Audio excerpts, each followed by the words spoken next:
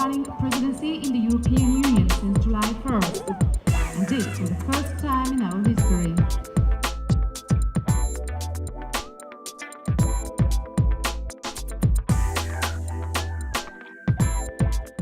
Build, connect and grow. That is the logo and that is the message that we have to take with us. And then you will ask, yes, come on, so those three verbs, what's at stake? Those actions are the three key milestones on the road towards borderless e-government.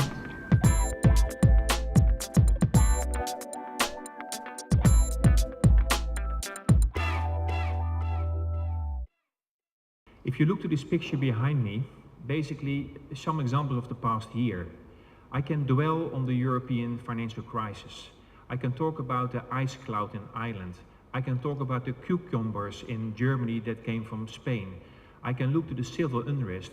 The point I want to make, we see so many things at this moment who are uncertain, who suddenly pop up.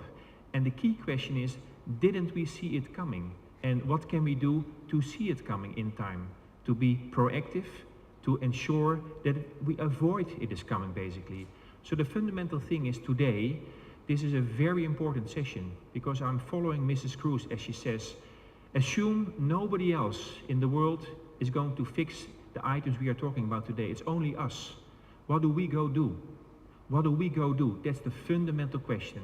If we cannot demonstrate that privacy and security is maintained, we will have nobody who wants to buy into it. Because privacy, ladies and gentlemen, remains one of the values of societies, and certainly in the European context. So I think let's work with the private sector, with policymakers on that critical issue.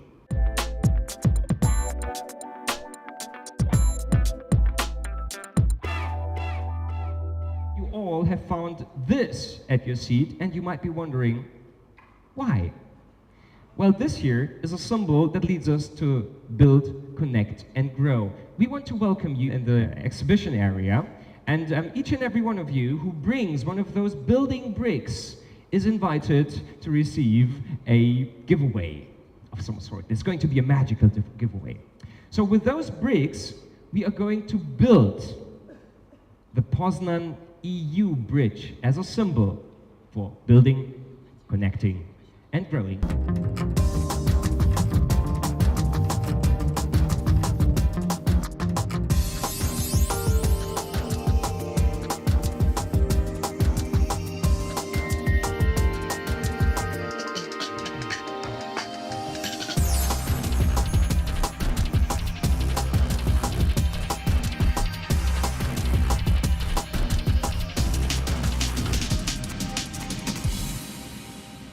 Are faced with 27 systems of online public services. Well, so far you could say, count your blessings, for there are public services online. Yes, but it's just one part of the story. For we do have a great crown jewel, so to say. We do have a digital single market. So what is at stake? And that is the main issue, and therefore I'm grateful for this conference. It is a fully integrated digital single market. For please, if you are able to answer questions of citizens why it's not fully integrated, I can't answer those questions, and I'm not willing to learn all those answers that are not realistic.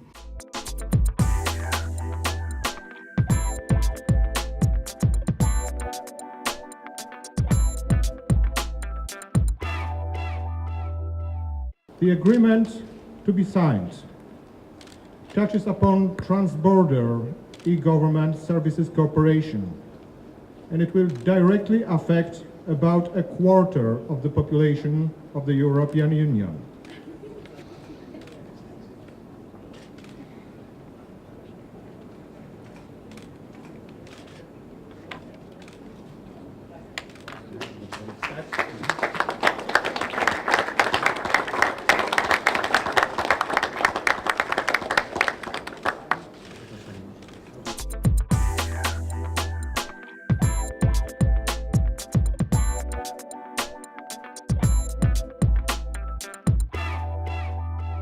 are talking about security and trust, I would especially underline this second word.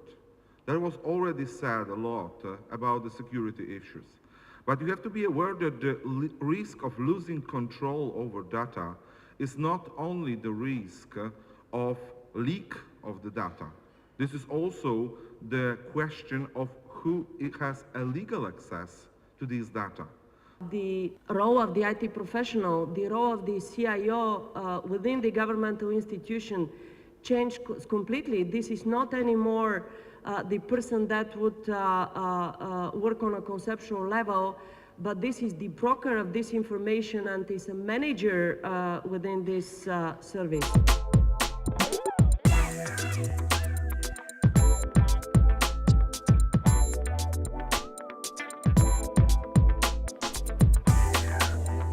About technology.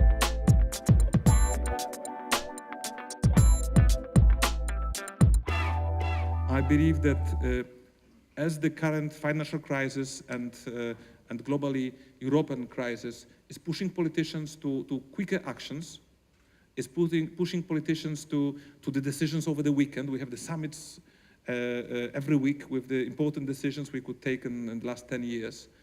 I believe that this crisis of the access, this crisis of the networks which are a necessary condition for the development of the EU-Europe, the lack of those networks, which is visible, gonna push politicians, because we are dependent on the politicians, to the quicker decisions. The business is here, the business has still resources, the telecoms are healthy, they have the options to invest, not only the big ones, but as well the middle-sized ones and the small ones. We only thing we need is some visibility.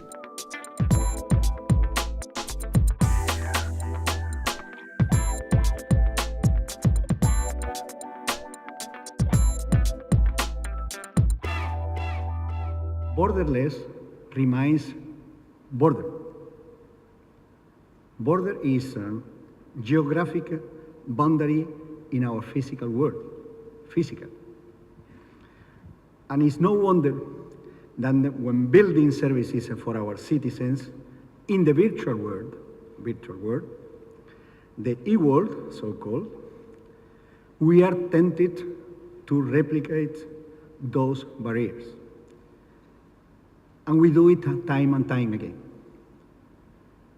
But do we have to? Is it good for our citizens and entrepreneurs?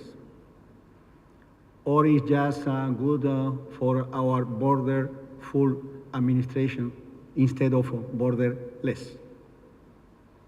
One thing is certain. The virtual world has eradicated some of our common physical limitations. Our place of work can be our home. Our friends and special others can be anywhere in the world, and yet we feel them so close. So, should we reproduce those physical borders in the virtual world where there are no?